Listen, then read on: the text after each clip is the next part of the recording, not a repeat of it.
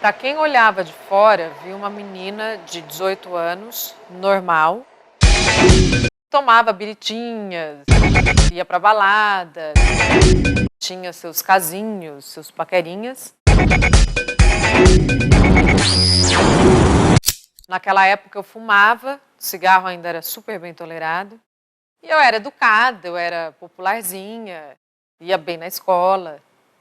E eu comia bem. Então o povo achava o máximo, porque eu ia no McDonald's e comia 1, 2, 3 promoções, tomava sorvete, todo mundo achava, que legal, você come, você não engorda. Mas eu comia bem porque eu tinha compulsão alimentar. Então eu começava a comer, principalmente doce, salgado, essas porcariadas, e me aliviava, então eu não conseguia parar. Compulsão por comida, compulsão por jogos, compulsão por drogas, bebida, cigarro. A gente entende que isso faz parte de um sofrimento, quando a pessoa não tem controle dos impulsos. Eu sentia uma ansiedade absurda. Eu ficava completamente fechada e eu ficava muito irritada, muito agressiva. Eu não conseguia estar em mim.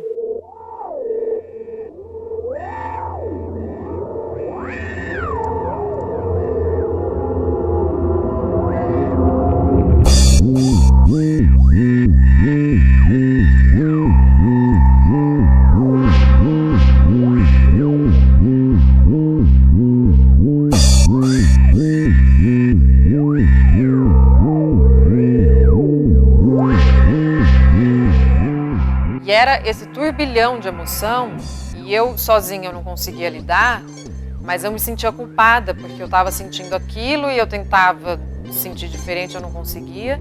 O indivíduo que tem depressão, ele pode ter tristeza, mas ele pode apresentar outros tipos de sofrimento psíquico e físico.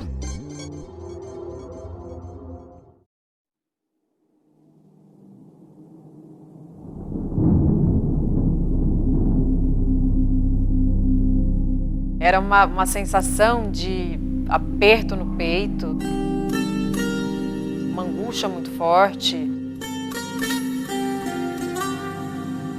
uma sensação de que eu não estava aqui.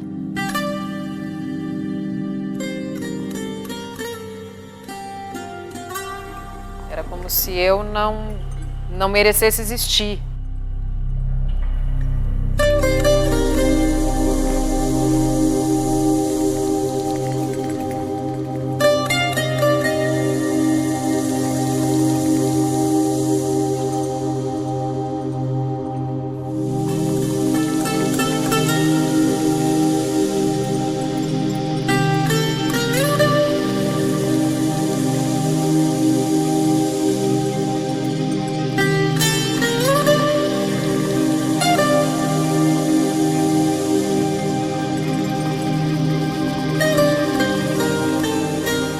Mal-estar todo mundo tem, tristeza todo mundo tem. A tristeza, inclusive, é importante do ponto de vista adaptativo, que a pessoa, quando está triste, ela se recolhe, ela pensa na vida, existem os lutos absolutamente normais.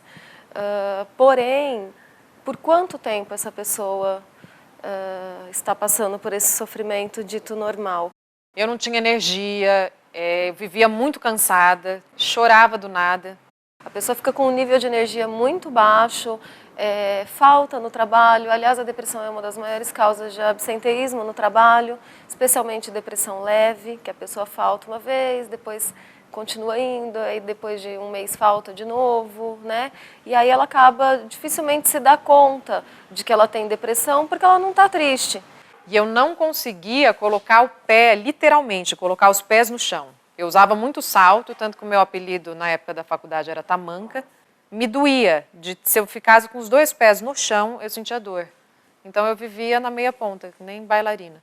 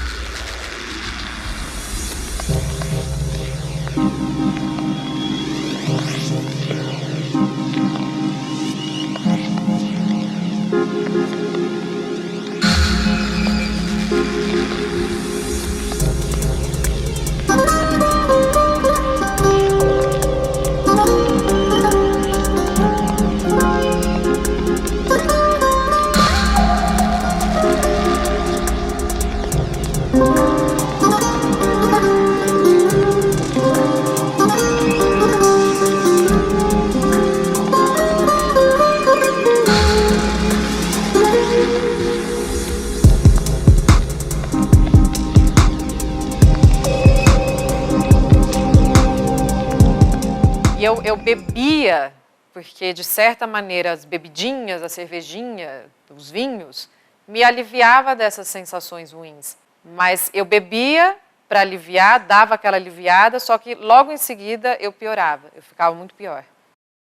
E aí o que eu fazia? Eu pegava o carro, nessa fase que a bebida dava essa baixada, essa deprê, eu pegava o carro e ia tirar racha bêbada.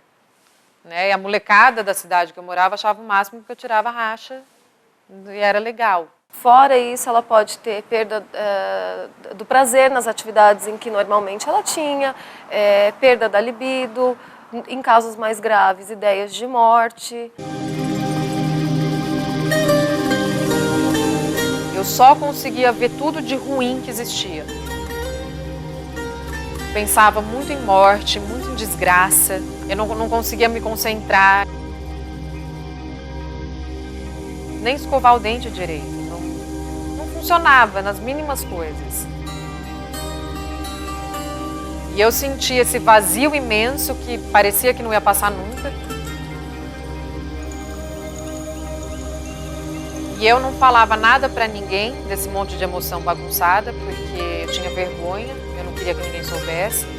Eu me forçava a ir na faculdade, eu me forçava a ir nas baladas, eu me forçava a fazer coisas que as pessoas normais fazem, mesmo me sentindo um peixe fora d'água, estraçalhado, desmilinguido, forçava a viver como as pessoas vivem. E eu não queria encarar que tinha alguma coisa de errado comigo.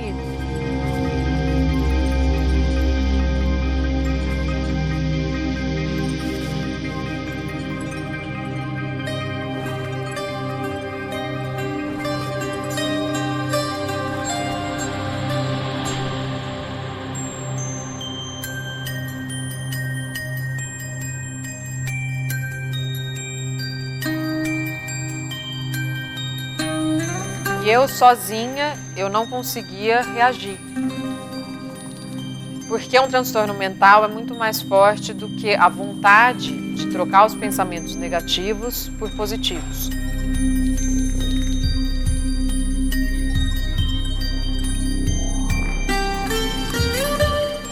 Seria como se um tetraplégico falasse: ah, não, agora eu resolvi, eu vou levantar e correr.